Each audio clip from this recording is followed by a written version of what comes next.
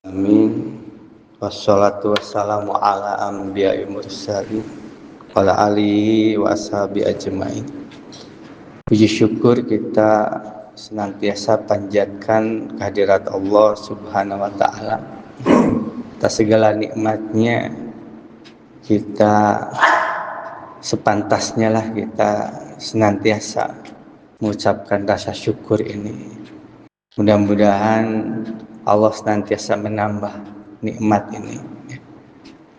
Nikmat yang terutama nikmat kita taat, tunduk patuh kepadanya. Dan pagi hari ini kita pun dapat melaksanakan sholat subuh berjamaah. Mudah-mudahan ini menjadi kebaikan dan keberkahan kita semua. Amin. Bapak Ibu hadirin sekalian yang berbahagia, setelah kita melewati perjalanan yang luar biasa, yaitu syariah penyembelihan kurban yang di dalam Al-Quran dikatakan mansyakan, berakhir tanggal 13 Zulhijjah kemarin. 13 Zulhijjah hari Sabtu ya, waktu itu. Nah, apa yang kita lakukan berikutnya? Tentu saja yang pertama kita iringi dengan doa. Semoga target hasil dari proses penyembelihan kurban ini berada pada diri kita, melekat pada diri kita. Apa yang menjadi target dari proses penyembelihan kurban dijelaskan di dalam surat Al-Hajj ayat 34, 35, yaitu menjadi pribadi al-mukhbitin, pribadi yang tunduk patuh kepada Allah.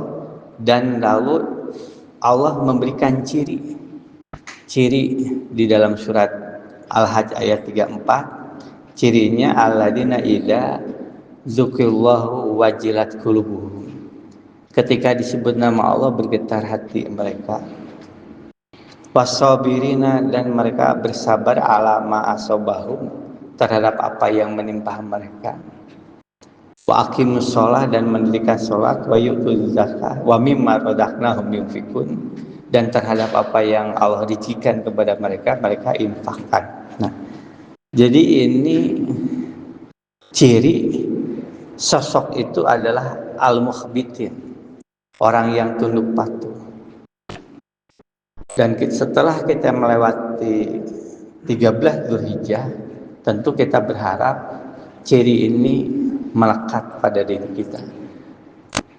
Lebih-lebih lagi kalau kita ingat kembali masa-masa tanggal 10, 11, 12, 13, proses penyembelihan. Lalu kita ucapkan takbir, tahlil dan tahmid, seraya kita mengenang kepada kisah keluarga Ibrahim. Sehingga begitu kita ucapkan takbir, maka dalam diri kita ada getaran. Semoga kita memiliki keimanan seperti Nabi Ibrahim, memiliki keimanan seperti Siti Hajar, memiliki keimanan seperti Ismail. Dan itu pun ditunjukkan oleh Siti Masitoh, ketahuan oleh Fir'aun, lalu diancam kalau tidak kembali lagi kepada ajaran Fir'aun, dilemparkan ke minyak yang mendidih. Siti Masitoh kemudian akhirnya dengan bayinya itu loncat, mempertahankan keyakinannya, akidahnya, karena dia sudah sudah menjadi pengikut ajaran Nabi Musa. Dan juga kita ingat ketika kisah Ashabul Ukhdud, satu kampung, ini kisahnya sebelum Nabi Muhammad, yang asalnya agama Yahudi, karena pada saat itu mulailah disampaikan oleh Nabi Isa dan pengikutnya tentang ajaran Nasoro, sehingga satu kampung itu pindah dari Yahudi menjadi Nasrani, menjadi Nasoro. Nah, tapi ternyata ya, rajanya masih beragama Yahudi, tidak suka kondisi seperti itu, lalu kemudian mengancam seluruh penduduk agar kembali lagi kepada Yahudi dengan diberikan ancaman akan dibakar pada api yang bergejolak yang sudah disiapkan bagi mereka yang memang tidak mau pindah dari Nasoro menjadi kembali lagi ke Yahudi. Ternyata satu kampung itu semuanya bertahan, tidak pindah, dan akhirnya dilemparlah satu persatu mereka ke dalam kubangan api berisi kayu bakar. Itu kisahnya ada di dalam surat Al-Buruj. Jadi ketika kita ucapan takbir Allahu Akbar, Allahu Akbar, contoh-contoh mereka-mereka yang mempertahankan keimanan, mereka yang menjalankan tuntunan Allah dengan upaya, dengan berbagai hal yang maksimal, itu sudah ada. Sehingga kita berharap kita pun mendapatkan anugerah yang seperti itu, karena itu adalah anugerah. Di dalam surat Al-Hujurat ayat 7 disebutkan hababa ilaikumul iman. Allah telah menjadikan kecintaan kepada keimanan. Wajayanahu fi qulubikum, dan menjadikan iman itu indah di dalam hati. Wa karaha ilaikumul kufra, dan ketidaksukaan, kebencian kepada kekufuran. Wa fusuqa, kefasikan, wal isyan, dan kedurhakaan. Ayat selanjutnya disebutkan fadlam minallah, itu adalah anugerah dari Allah. Jadi ketika seseorang itu sudah menjadikan cinta kepada keimanan dan terasa indah dalam hati, fadlam minallah, itu adalah anugerah dari Allah. Wa ni'mah, itu adalah nikmat yang paling besar dalam hidup manusia.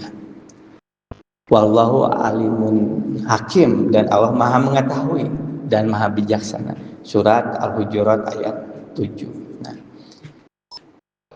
Bapak Ibu hadirin sekalian berbahagia, jadi tentu saja setelah kita melewati tanggal 13 Dzulhijjah, kita iringi dengan doa semoga pribadi al-mukhbitin itu ada pada diri kita,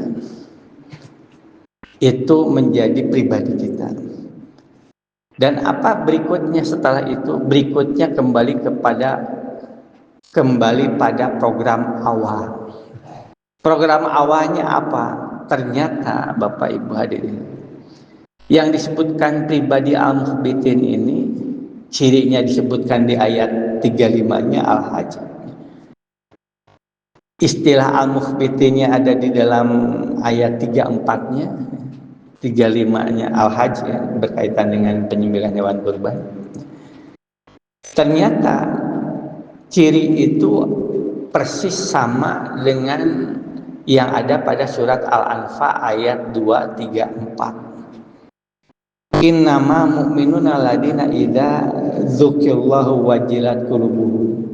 Sesungguhnya orang yang beriman itu hanyalah ketika disebut nama Allah bergetar hati.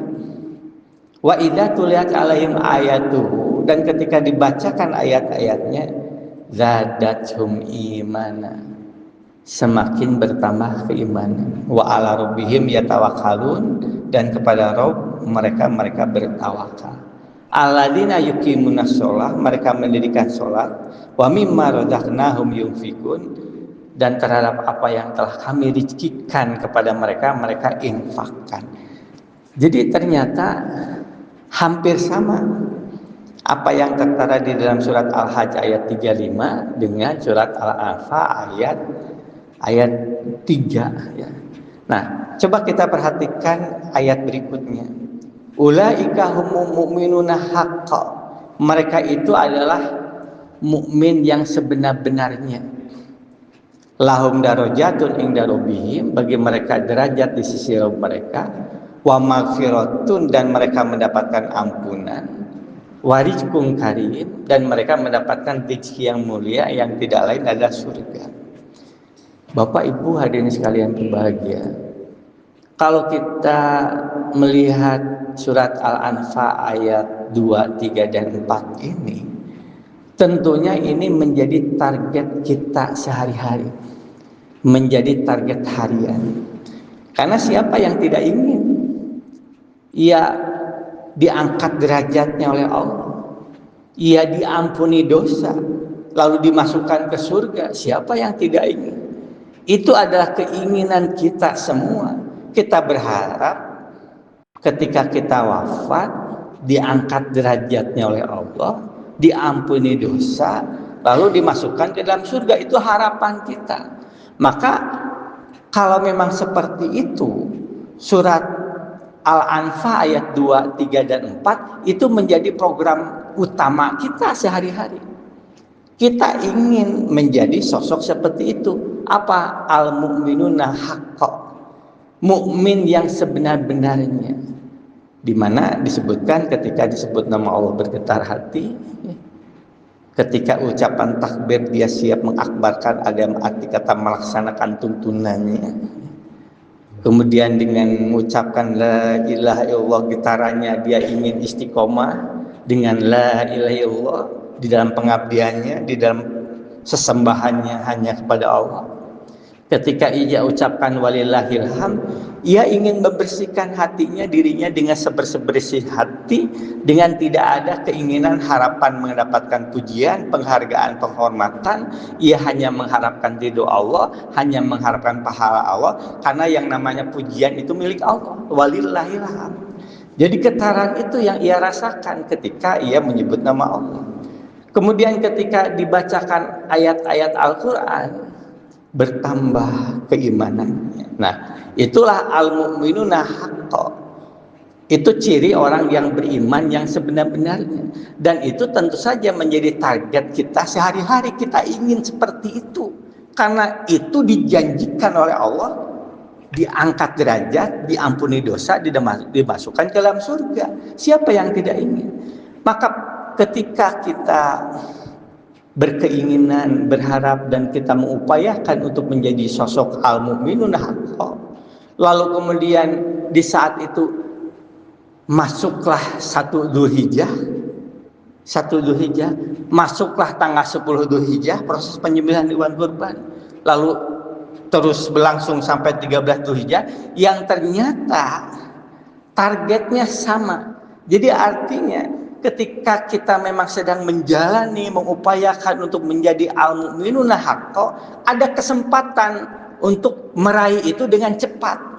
Dengan waktu yang dari mulai tanggal 1 Dzulhijjah, 10 Dzulhijjah, 13 sampai 13 Dzulhijjah, kesempatan untuk meraih al-mu'minuna haqqa itu ada di depan mata dengan waktu hanya 13 hari, 14 hari. 1 sampai 10 sampai tanggal 13, berarti 13 hari itu kita bisa meraih apa yang disebut dengan al-mu'minul haqqa. Jadi begitu selesai tanggal 13 Dzulhijjah, tentu apa yang kita jalani, apa yang kita lakukan kembali kepada program awal, yaitu meraih, menggapai apa yang dikatakan al-mu'minuna haqqa. Kesempatan 13 hari untuk meraih itu, apakah itu kita dapatkan, apakah itu setengahnya kita dapatkan, atau apakah itu hanya seperempatnya kita dapatkan, atau tidak sama sekali. Tapi itu menjadi modal, menjadi kesadaran untuk kita mengevaluasi kita, menghisab diri kita, bagaimana posisi kita sebagai al-mu'minuna haqqa untuk langkah-langkah kita berikutnya. Jadi kalau sampai tanggal 13 Dzulhijjah kita belum mendapatkan, tidak merasakan apa yang namanya al-mukhbitin, berarti itu adalah bahan evaluasi kita. Begitu masuk tanggal 14 Dzulhijjah, begitu hari ini kita jalani setelah melewati tanggal 13 Dzulhijjah itu, berarti bagaimana kita mengupayakan, karena proses kemarin ujian, katakanlah itu tidak berhasil. Nah, jadi bagaimana berikutnya kita mengupayakan agar kita mendapatkan keberhasilan menjadi pribadi al-mu'minuna haqqa. Jadi setelah selesai tanggal 13 Dzulhijjah ini, setelah selesai proses penyembelihan kurban, kembali kepada capaian awal, target awal. Kita betul-betul berharap diri kita sebelum aja, dan kita tidak tahu kapan aja. Jadi sudah seharusnya lah pada saat kesadaran itu ada, mulai hari ini, saat ini kita berkomitmen, kita menguatkan niat, tekad, saya harus meraih al-mu'minun haqqan. Bisi naon? Bisi kaburu maut, keburu wafat, keburu aja. Belum sampai kepada al-mu'minun haqqan. Tapi kalau kita sudah menguatkan tekad bahwa saya ingin meraih al-mu'minun haqqan, mukmin yang sebenar-benarnya, seperti apa yang ada di dalam surat Al-Anfal ayat 234 ya, yang itu akan diberikan jaminan oleh Allah, diangkat derajat, diampuni dosa, dimasukkan ke dalam surga. Ketika kita sudah bertekad itu, walaupun belum kita capai ciri al-mu'minun haqqan, tapi Allah melihat bahwa kita sungguh-sungguh untuk meraih itu akan mendapatkan nilai. Kita akan mendapatkan nilai karena apa? Karena kesungguhan kita. Kesungguhan kita ingin meraih al-mu'minun haqqan. Cirinya ketika disebut nama Allah bergetar hati, ketika dibacakan ayat-ayat Al-Quran bertambah keimanan. Bapak Ibu hadirin, di dalam kehidupan kita sehari-hari, kapan kita perlihatkan kepada Allah bahwa kita ingin sungguh-sungguh meraih ciri itu? Ketika disebut nama Allah bergetar hati, ketika dibacakan ayat-ayat Al-Quran bertambah keimanan. Kapan kita tunjukkan kepada Allah bahwa kita ingin sungguh-sungguh merasakan itu? Bapak Ibu hadirin, kita tunjukkan kepada Allah tidak lain pada saat kita sholat. Karena pada saat sholat kita berulang kali menyebut nama Allah. Kita ucapkan takbir berkali-kali. Kita ucapkan subhana rabbiyal azim atau subhanaka allahumma rabbana wa bihamdika allahumma ighfirli berulang kali, atau subhana rabbiyal a'la. Kita sampaikan doa-doa kita kepadanya. Nah, pada saat itulah itu adalah ajang pembuktian bahwa kita ingin merasakan, meraih yang namanya getaran hati ketika kita menyebut nama Allah berulang kali. Jadi itu adalah ajang pembuktian. Kita perlihatkan, kita tunjukkan kepada Allah bahwa kita ingin sungguh-sungguh ya. Pada saat kita membaca Al-Fatihah, Al-Fatihah itu adalah ayat Al-Quran. Maka kita tunjukkan kepada Allah bahwa ketika kita membaca Al-Fatihah, dirasapi artinya, dirasapi maknanya, diikuti bacaannya, lalu ternyata kita merasakan zadathum imanan. Ketika selesai membaca Al-Fatihah ditambah dengan bacaan surat yang lain, kita merasakan zadathum imanan, bertambah keimanan. Nah, jadi kalau kita lakukan sholat dengan seperti itu, maka yang namanya al-mu'minuna haqqan itu akan kita dapatkan, akan kita peroleh, dan kita mendapatkan jaminan dari Allah diangkat derajat, diampuni dosa, dan dimasukkan dalam surga. Mudah-mudahan amin ya Allah. Jadi Bapak Ibu hadirin, kita perlihatkan kepada Allah bahwa kita ingin mendapatkan target itu. Dengan apa? Kita perlihatkan kepada Allah sungguh-sungguh, karena Allah Maha melihat. Apakah ketika kita sholat itu kita merasakan getaran itu? Apakah ketika sholat itu kita melamun, banyak melamunnya? Allah Maha melihat. Allah melihat bahwa memang kita sungguh-sungguh berusaha jangan sampai melamun, berusaha untuk mengikuti bacaan. Allah Maha melihat. Nah, jadi dari situlah kita berupaya, mudah-mudahan pelajaran yang lalu, proses penjualan kurban sudah berlalu, kita tinggal lanjutkan berikutnya kembali kepada program awal. Bagaimana meraih yang namanya al-mu'minul haqqan lahum darajatun 'inda rabbihim, bagi mereka mendapatkan derajat di sisi Allah, diangkat derajatnya, wa maghfiratun, dan mereka mendapatkan ampunan, wa rizqun karim, dan mereka mendapatkan rezeki yang mulia, mereka dimasukkan dalam surga. Mudah-mudahan amin. Amin ya rabbal alamin. Mudah-mudahan kita terhantar sebelum wafat sebelum wafat, sebelum aja kita terhantar pada kondisi yang seperti itu. Demikian, mudah-mudahan ada manfaat untuk kita semua. Barakallahu li wa lakum. Nasrum minallahi wa fatun qarib wa basyiril mu'minin. Assalamualaikum warahmatullahi wabarakatuh.